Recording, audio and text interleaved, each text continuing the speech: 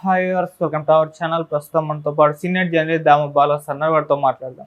నమస్కారం సార్. నమస్తే. Sir, Visakha MLC ఎన్నికలు జరగబోతున్నాయి కదా సార్. ఇటు వైసీపీ నుంచి బొత్స సత్యనారాయణ గారు పోటీ చేయబోతున్నారు, టీడీపీ నుంచి కూడా పోటీకి దించిపోతున్నారు. అయితే ఈ నేపథ్యంలో జగన్మోహన్ రెడ్డి గారు అరకు పాడే స్థానిక సంస్థల ప్రతినిధులందరినీ కూడా బెంగళూరు షిఫ్ట్ చేస్తున్నారు, వాళ్ళని కాపాడుకుంటున్నారు అని చెప్పేసి వార్తలు అయితే వినిపిస్తున్నాయి. అంటే ఈ ఎలక్షన్స్ కూడా ఇంత రేంజ్కి ఎందుకు వెళ్తున్నారని చెప్పేసి క్వశ్చన్స్ రైజ్ అవుతున్నాయి సార్. మీరేం చెప్తారు సార్? యా దీనికి ప్రధాన కారణం చంద్రబాబు అని చెప్పొచ్చు. ఎందుకంటే క్లియర్గా అక్కడ ఉమ్మడి విశాఖలో స్థానిక సంస్థల ఎమ్మెల్సీ సంబంధించి క్లియర్గా వైసీపీకి బలం ఉంది. ఎందుకంటే 800 చిల్లర ఓట్లు ఉంటే అందులో 600 చిల్లర వైసీపీకి ఉన్నాయి, 200 చిల్లర మాత్రమే కూటమికి ఉన్నాయి. క్లియర్గా ఎవరు గెలవాలి? మామూలుగా అయితే వైసీపీ గెలవాలి. అంటే నిజానికి పోటీ పెట్టకూడదు. పోటీ ఎందుకంటే మనకి క్లియర్గా బలం లేదు కాబట్టి మనం పోటీ పెట్టకూడదు అనేది మామూలుగా అయితే మోరల్ యాంగిల్లో చూస్తే పోటీ పెట్టకూడదు. కానీ చంద్రబాబు ఇప్పుడే కాదు, అనేక సార్లు ఇలాంటి సందర్భంలో పోటీ పెట్టడం, అవతలను మ్యానిపులేట్ చేయడం, గెలవడం అనేది ఆయన ఎప్పటి నుంచో చేస్తున్నాడు. సో అందుకని ఇప్పుడు కూడా ఆయన నిలబెడుతున్నాడు. మామూలుగా 2014లో కూడా వివేకానంద రెడ్డిని ఎమ్మెల్సీగా ఓడించి ఇలాగే ఓడించారు. ఇక్కడ కూడా మనం చూసాం, ఓటుకు నోటు కేసులో కూడా ఆయనకి క్లియర్గా లేకపోయినా నిలబెట్టి అవతలని కొనడానికి, ఆయన ప్రలోభాలకు గురి చేయడానికి ట్రై చేశాడు. ఇది ఇవాళ రాజకీయాల్లో విచిత్రమేం కాదు. చంద్రబాబు అది పేటెంట్ లాగా ఆయన ఎప్పటి నుంచో ఇదే పని చేస్తున్నాడు. ఇప్పుడు ఆయన నిలబెట్టకూడదు కానీ నిలబెడుతున్నాడు. నిలబెడితే ఏమవుతుంది? ఖచ్చితంగా జగన్కి సంబంధించిన వాళ్ళందరినీ ప్రలోభాలు పెట్టో లేకపోతే ఇంకోటి చేసో వాళ్ళని లాగేసుకోవాలి, క్రాస్ ఓటింగ్ పాల్పడాలి. సో దీన్ని ప్రెస్టేజ్గా తీసుకున్నాడు జగన్. జగన్ అదే అన్నాడు, మామూలుగా నేను చంద్రబాబు ప్లేస్లో ఉంటే నేనైతే నిలబెట్టేవాడిని కాదు, కానీ చంద్రబాబు ఎప్పుడు కూడా అధర్మ యుద్ధమే, అతను ఇలాగే నిలబెడతా ఉంటాడు అని చెప్పి తను పాడేరు, అరకు ఏరియాలో ఉండే స్థానిక ప్రజాప్రతినిధుల్ని తాడేపల్లికి పిలిపించుకున్నారు. ముందే వాళ్ళకి ఇంటిచ్చారు, మీరు జగన్ కలిసిన తర్వాత మీరు ఇంటికి వచ్చే పరిస్థితి ఉండదు, దానికి ప్రిపేర్ అయ్యి రండి అని. దాంతో వాళ్ళు వాళ్ళ ఫ్యామిలీ మెంబర్స్ని కూడా తీసుకొని వచ్చారు.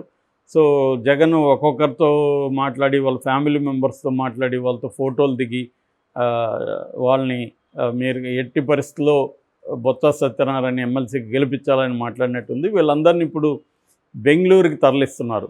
దీన్ని తెలుగుదేశం వాళ్ళు పెద్ద ఎత్తున ఎద్దేవా చేస్తూ జగన్ క్యాంపు రాజకీయాలు అంటున్నారు. అవును, మరి మీరు కొనకుండా కాపాడుకోవడంలో దాంట్లో ఎగతాళి ఏముంది? మీరు కొనడంలో ఎగతాళి ఉంది, కానీ ప్రజాస్వామ్యాన్ని ఎగతాళి చేయడం అంటే వాళ్ళని కొనడం కదా. అది కాకుండా తనని కొనకుండా తన మనుషులను తను కాపాడుకోవడంలో ఎగతాళి ఏముంటుంది?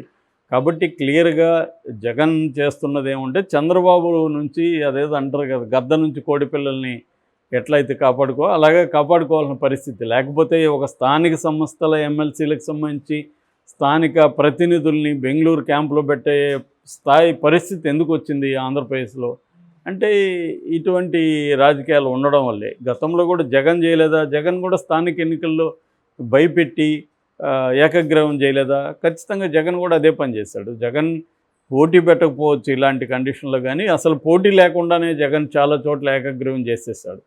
అంటే ఎవరు అధికారంలో ఉన్నా స్థానిక ఎన్నికలకు వచ్చేసరికి ఏంటంటే వాళ్ళకి అంత బలం కూడా ఉండదు. అవతల వాళ్ళకి చిన్న చిన్న స్థాయిలో ఉంటారు వాళ్ళు అధికారంలో ఉన్న పార్టీకి ఎదురు నిలబడి అక్కడ బతికే పరిస్థితి ఉండదు. అందుకని వాళ్ళని బెదిరించడం కూడా సులభం రిలేటివ్గా. ఒక ఎమ్మెల్యేనో ఎంపీనో బెదిరించడము, లేకపోతే వాళ్ళని ప్రలోభాలకు గురి చేయడం కంటే కూడా స్థానిక ప్రతినిధుల్ని వాళ్ళని ప్రలోభాలకు గురి చేయడం కావచ్చు, ప్రెజర్ చేయడం, జనరల్గా ఈ 2 మెథడ్స్ అధికార పార్టీ చేస్తూ ఉంటుంది. ఒకవైపు ప్రెజర్ చేస్తుంది, ఒకవైపు వాళ్ళకి తాయిలాలు ఏదో ఇస్తుంది. సో ఈ 2-fold అప్రోచ్ అంటారు. ఈ 2-fold అప్రోచ్ని అధికార పార్టీలు అన్నీ కూడా చేస్తాయి. ఇప్పుడు చంద్రబాబు ఇందులో ఆయనకు పేటెంట్ ఇవ్వచ్చు, ఎందుకంటే ఆయనకి ఎప్పటి నుంచో ఇందులో ఎక్స్పర్టైజ్ ఉంది. ఆయన వచ్చిందే ఆ పద్ధతిలో కదా. అసలు ఎన్టీఆర్ని తోసేసి ఈయన రావడమే ఆహ్వానం పాలిటిక్స్ అంటారు. ఆహ్వానం హోటల్లో ఇదే విధంగా క్యాంప్ రాజకీయాలు జరిపి ఆయన రాగలిగాడు. సో అక్కడి నుంచి ఆయనకి ఎక్స్పీరియన్స్ ఉంది. ఇప్పుడు జగన్ వాపోయి లాభం లేదు. జగన్ కూడా అందుకని వాపోతున్నాడు. ఒక పక్క సైలెంట్గా ఉండకుండా తన మెథడ్లో తనకి చేత అయిన పద్ధతిలో తను చేస్తున్నాడు, వీళ్ళందరినీ తీసుకెళ్లకుండా. ఇక్కడ ఇప్పుడు కేసీఆర్ కూడా అదే కదా, ఎమ్మెల్యేలను పోనీయకుండా చూసుకోవడానికి ఆయన మెథడ్లో ఆయన అనేక పనులు చేస్తున్నాడు. సో ఇదేంటంటే అవతల వాళ్ళేమో లాగేసుకోవడానికి ట్రై చేస్తుంటారు, వీళ్ళేమో వాళ్ళని కాపాడుకోవడానికి ట్రై చేస్తుంటారు. ఇక్కడ మనకు అన్నిటికంటే ఘోరమైన విషయం ఏంటంటే రాజకీయాల్లో ఇవాళ మోరల్స్ గురించి మాట్లాడడం అంటే అది అంతకంటే కామెడీ ఉండదు. ఎవరికి మోరల్స్ లేవు. నేను చాలాసార్లు చెప్తుంటాను, మీన్స్ అండ్ ఎండ్ అని, లక్ష్యము మార్గము. సో లక్ష్యము బాగుండాలి, మార్గం బాగుండాలి అనేది గాంధీయన్ మెథడు. అది ఇప్పుడు ఎవడు ఫాలో కావాలి. లక్ష్యం అంటే మన లక్ష్యమే, మనకు అధికారం రావడం, మనం అధికారంలో ఉండడం, ఇదే లక్ష్యం. దీనికి ఏ మార్గం అనుసరించవచ్చు. అది డెమోక్రటిక్గా ఉందా, నైతికంగా ఉందా, ధర్మబద్ధంగా ఉందా, ఇవేవి ఎవరికి అవసరం లేదు. సో ఇఫ్ ఐ కెన్ అన్నట్టు, నేను చేయగలిగితే చేస్తాను అంతే. ఇది చేయగలనా లేదా అనేది క్రైటీరియా తప్ప ఇది చేయొచ్చా లేదా, చేయడం కరెక్టా కాదా, న్యాయమా అన్యాయమా అనేది క్రైటీరియా కాదు. సో ఇది ఇప్పుడు జరుగుతున్నది. సో దీన్ని కాపాడుకోవడానికి జగన్ నిన్న మాట్లాడాడు. దాంతోపాటు ఆయన ఇంకొన్ని విషయాలు కూడా చెప్పాడు. ఫస్ట్ టైం ప్రజలకు సంబంధించి కూడా జగన్ మాట్లాడాడు. ప్రజలు చంద్రబాబుని ఎందుకు గెలిపించారంటే, నేను పలావ్ ఇస్తానన్నాను, పలావ్ ఇచ్చాను. చంద్రబాబు పలావ్ కాదు మీకు మంచి బిర్యానీ తినిపిస్తానని వాళ్ళని నమ్మించి తీసుకెళ్ళాడు. ఇప్పుడు జగన్ ఇచ్చిన పలావు పోయింది, చంద్రబాబు ఎలాగో బిర్యానీ పెట్టడు. సో బిర్యానీ కాసిపడి పలావుని కాదనుకొని వీళ్ళు వెళ్ళారు అని ప్రజలు ఆశపడి వెళ్ళారు అనేది చెప్పాడు. అది వాస్తవం కూడా. ఎక్కడైనా ఆశపడతారు, ఆశపడడం తప్పు కూడా కాదు. జగన్ కూడా తప్పు అన్నట్టుగా ఏం మాట్లాడలేదు, ప్రజలు తప్పు చేశారన్నట్టుగా ఏమి ఎక్కడ నిందించలేదు. ప్రజలు బిర్యానీకి ఆశపడ్డారు, పలావు కూడా పోయింది అనేది ఆయన చెప్పదలుచుకున్న సారం.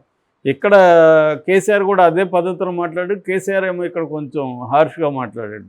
అంటే ప్రజలు పాలిచ్చే గేదెను వదిలేసి ఒక దున్నపోతును ఎన్నుకున్నారు అని. సో ఏదేమైనా ఎసెన్స్లో ఏంటంటే ప్రజలు ఆశపడి నమ్మారు.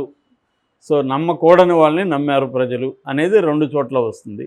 సో ఎక్కడన్నా కొంతవరకు పథకాలని ఉచిత బస్సు ఇలాంటివి చేశారు. ఇప్పుడు రైతు బంధు ఇస్తున్నారు. ఇక్కడన్నా కొంతవరకు ట్రై చేస్తున్నాడు. అక్కడ చంద్రబాబు ట్రై కూడా చేయదలుచుకోలేదు. ఎందుకంటే ఓపెన్గా చెప్పేద్దామని ఆయన డిసైడ్ అయిపోయాడు. ఖజానా ఖాళీగా ఉంది, నేనేం చేయలేను, మీరే మారండి అన్నట్టుగా ప్రకటించాడు. బడ్జెట్ కూడా ఓట్ ఆన్ అకౌంట్ బడ్జెట్ ఇంకో 4 నెలల వరకు ఉంది.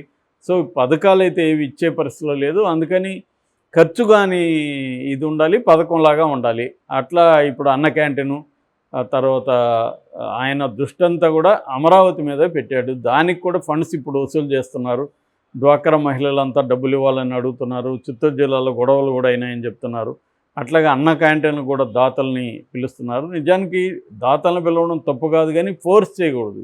ఇప్పుడు వీళ్ళకంటే కూడా ఎన్ఆర్ఐలు ఉన్నారు, 100,000 కోట్లు సంపాదిస్తున్నారు. వాళ్ళు ఎట్లాగో తెలుగుదేశానికి సపోర్ట్ చేశారు. ఇప్పుడు మరి వాళ్ళ దగ్గర అడగచ్చు కదా, అమరావతి నిర్మాణానికి ఇవ్వమని. అట్లాగే ఈ పథకాలకు కూడా అడగచ్చు కదా, ప్రైవేటు మనీ అడగచ్చు కదా చంద్రబాబు. ఖజానాలు లేకపోతే ఎందుకు ఇది చేయాలి. రెండో విమర్శ ఏంటంటే సంపద సృష్టిస్తానన్నావు, ఇప్పుడేమో అప్పులు ప్రైవేటు కూడా ఇప్పటివరకు ప్రైవేట్ వాళ్ళ దగ్గర ఎవరి దగ్గర తీసుకోలేదు. ఇప్పుడు వాళ్ళ దగ్గర కూడా డొనేషన్లు కలెక్ట్ చేస్తున్నావు. ఇదేనా నీ సంపద సృష్టి వాళ్ళు మాట్లాడుతున్నారు. అందరికీ తెలుసు సంపద సృష్టి అనేది ఎవరైనా కూడా ఒక రోజులో చేసే పని కాదు. కాకపోతే చంద్రబాబు ఏంటంటే ముందు నుంచి కూడా ఆయన ప్రైవేటీకరణ పట్ల ఎక్కువ ఇంట్రెస్ట్ ఆయనకి. అందుకని ఇప్పుడు దేశంలో ఎక్కడా లేనిది రాష్ట్ర ప్రభుత్వం టోళ్ళు పెట్టడం, టోళ్ళు వసూలు చేయడం, టోల్ రోడ్లు వేయడం అనేది కూడా స్టార్ట్ అయింది. ఆల్రెడీ గొడవలు కూడా జరుగుతున్నాయి, ప్రజలు తిరుగుబాటు చేస్తున్నారు. ఇట్లాంటివి అయితే ఖచ్చితంగా ప్రజలకి యాంటీ అయిపోయే అవకాశం ఉంది. సో ఏదేమైనా ఒక పక్క డెమోక్రటిక్ స్ట్రక్చర్స్ అనేవి నాశనం అయిపోయినాయి, డెమోక్రటిక్ ప్రిన్సిపల్స్ లేవు. ఈ యాంగిల్లో చూసుకున్నప్పుడు బొత్స గెలుస్తాడా లేదనేది మాత్రం ఇవాళ ఇది ఒక పెద్ద స్టేట్ వైడ్ ఇష్యూ లాగా మారిపోయింది. లేకపోతే క్యాంప్ రాజకీయాలు ఒక ఎమ్మెల్సీకి అనేది ఫస్ట్ టైం వింటున్నాం. సో ఈ స్థాయిలో జరుగుతూ ఉంది. Okay sir, thank you so much.